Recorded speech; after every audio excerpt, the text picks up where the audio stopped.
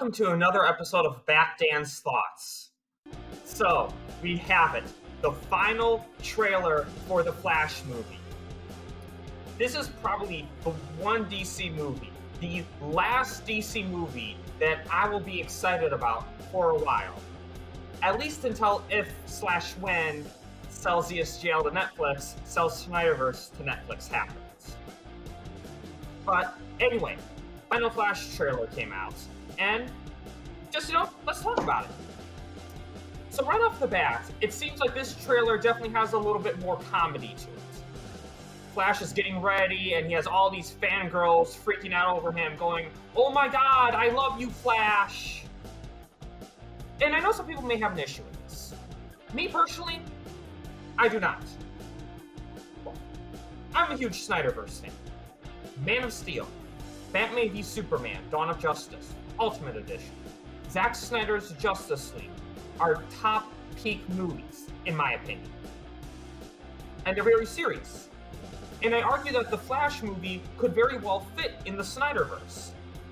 So some people with that comedy might go, I don't really like it. But me, here's my thing. Life has serious moments. Life has funny moments. That's life. So a little bit of comedy in the Flash movie is not a big deal, especially because Barry Allen is a comedic character. Ezra Miller as Barry Allen is this comedic character. And it's just real life humor that can happen. And if they're superheroes, yes, you're gonna have fans. So just wanted to say my little thing about that. But what was really cool is that Jeremy Irons returns as Alfred. I had no idea he was going to be in this movie. So hearing him patching Barry into Mr. Wayne, as he says, that was just so cool. So I'm really happy that Alfred returns in this movie. And the trailer had a really good soundtrack. Taking Away. I don't know, just really great soundtrack. I love the music. I love music. And there's another reference to the Snyderverse, though, in this trailer. When Barry Allen and Bruce Wayne are talking, Bruce Wayne's like, "So, you can travel back in time," likely referencing the event of Zack Snyder's Justice League, where, guess what? Barry Allen went back in time. He did not go back in time in Justice League, just in the Snyder Cut. Now, a lot of people are trying to call this a continuity error with the Snyderverse because in Batman v Superman, Batman should know that Barry can travel back in time because he's seen it. Two things. One, in Zack Snyder's Justice League, he tells Wonder Woman that it was a dream. A premonition. But here's the big thing, though, too. He knows a future Barry can travel back in time. He doesn't know that the Barry of his time can travel back in time. So, again, that's another issue, another thing that I don't think is a big deal with not contradicting the Snyderverse. But overall, there's a lot of great action in this movie. You see some great action with Supergirl and Zod fighting. You see, again, Batman and Michael Keaton's Batman and the two Flashes dropping down from the plane. That was cool, too. But another thing I really loved was Barry does eventually go back in time, and he sees his parents.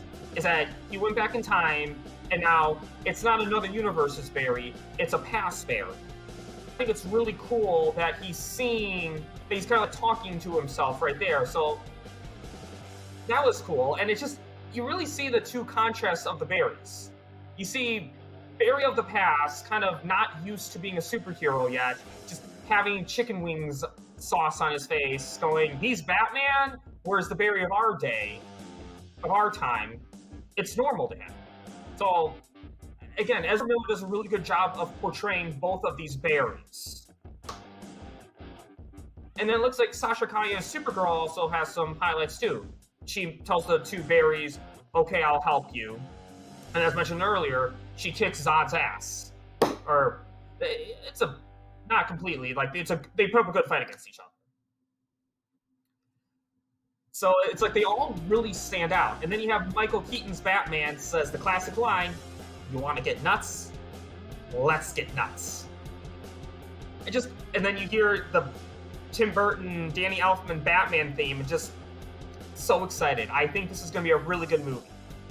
Now, as I mentioned, Barry traveled back in time. So why is Michael Keaton's Batman there? Well, one thing I will say is that there's a leak that came out.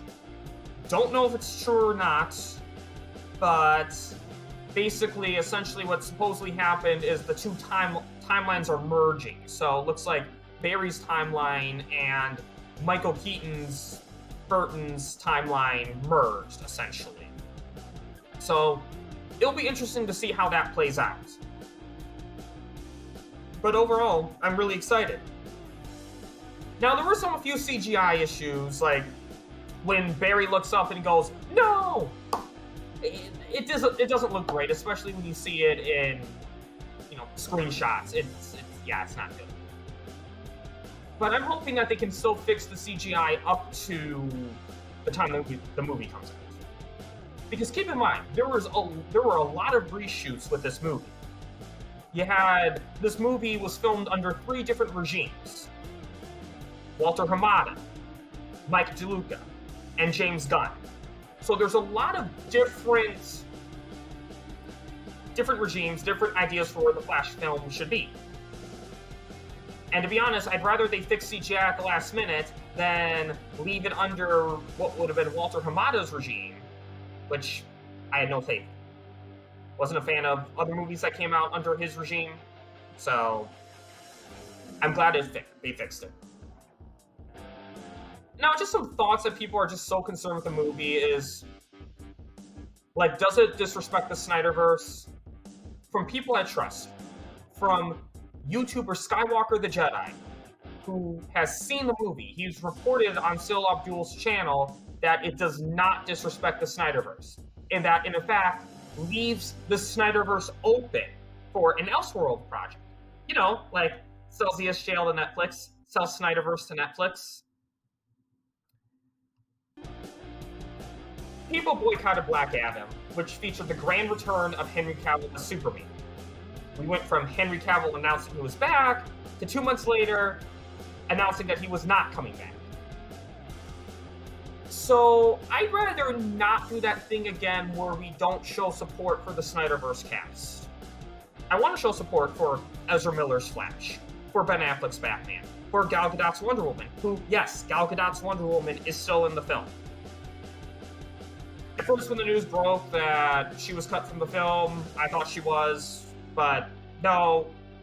Her scene at the end in the 3rd act was cut, but Gal Gadot does remain in the 1st act.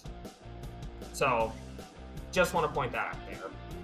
But, again, I'm excited. I want to show interest, show demand for the Snyderverse cast. Because even though I'm not a fan of James Gunn, most of this movie was done before he came in. He will not affect the body of the film. Now, the ending, yeah, he had influence over things. But the body of the film is not his. He doesn't get credit for it. Neither does Peter Safran. So, overall, I'm excited for this film. I thought it was a pretty good trailer. I hope they fix some of these CGI issues. I think they can do it. And I'm excited. I have my tickets for 3:00 p.m. June 15th in IMAX. I got a half day of work off for this, and I'm excited. So, what do you think of the Flash trailer? Are you excited for the movie? Comment in the comments section. Let me know. And if you like this video, please like, share, subscribe, and hit the notification bell so you never miss another episode. And lastly, have a bat-tastic day.